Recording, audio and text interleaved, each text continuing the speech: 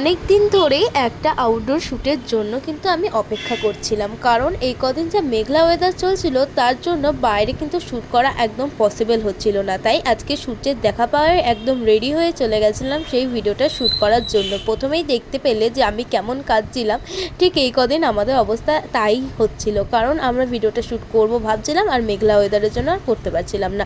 আজকে ওয়েদারটা দেখতেই পাচ্ছ, মেঘলা ওয়েদারের পর কত সুন্দর রোদ উঠেছে, আর এটা ছিল বিকেলের টাইম। আর আমাদের স্পট সিলেকশন করাই ছিল, তাই জন্য আমরা স্পটে চলে গেলাম।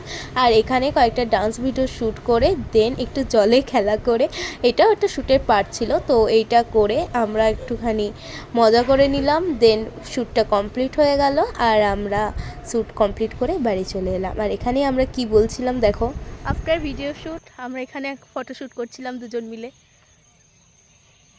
তো আপাতত আমাদের ভিডিওটা ডান হলে এবার আমরা ফটো তুলবো, আর তোমরা কমেন্ট করে জানাবে আমাদের কেমন লাগছে।